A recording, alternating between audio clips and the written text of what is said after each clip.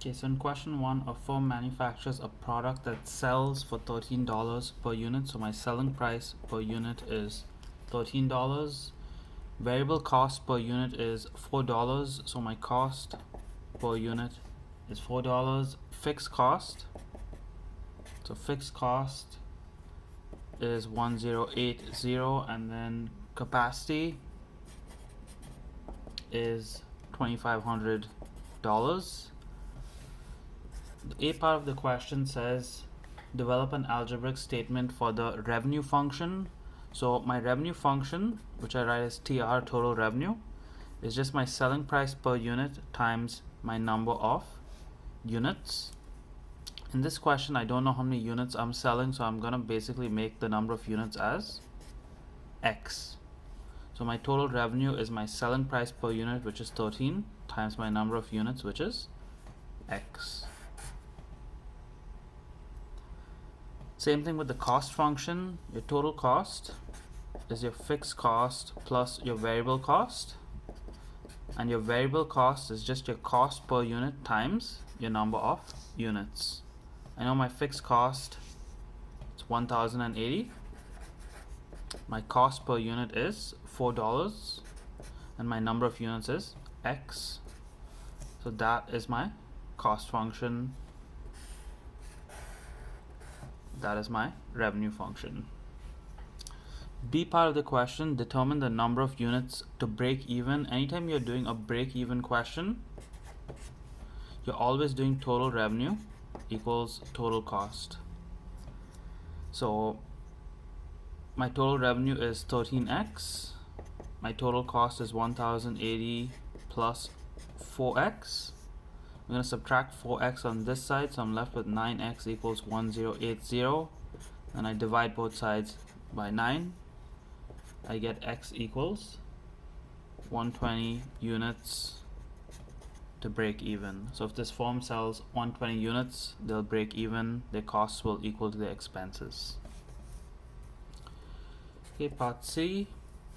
Compute the break-even point as a percent of capacity. So whenever you do something as a percent of something else, it's the first divided by the second times 100. My break-even point I found to be 120 units. My capacity I found is given in the question as 2,500. I multiply by 100 to turn it into a percent. That's just going to give me 4.8%. And D part of the question, compute the break-even point in sales dollars. If I want to find my break-even sales, I just take my break-even units and I sub it into my revenue function. So I have 13 times 120, which is $1,560. So my break-even point is 120 units and $1,560. Same thing in question number 2. They give you a couple of prices and they ask you to basically perform a break-even analysis. I'm going to do that one right here as well because it's the same method. So firm manufactures a product for $11 per unit. My selling price is $11 per unit. My cost is $6 per unit. Fixed cost is $1,800 and capacity is $600. Perform a break-even analysis. So if I'm doing break-even, total revenue equals total cost. My total revenue is just my selling price per unit times my number of units. My total cost is my fixed cost plus my variable cost. I'm going to subtract the 6x on this side. I get 5x equals 1800. Divide both sides by 5. I get x equals to 360 units to break even. Once I find my break even units, I have to sub that in my revenue function. So break even sales is just 11 times 360, which is $3,960. And then for this one, we have to do a chart as well. So if you want to understand the chart, this is dollars over here, which is basically revenue, and then on the x-axis is number of units being sold. My revenue function is 11x. Basically, y-intercept is 0. My slope is 11. So it's a steep function.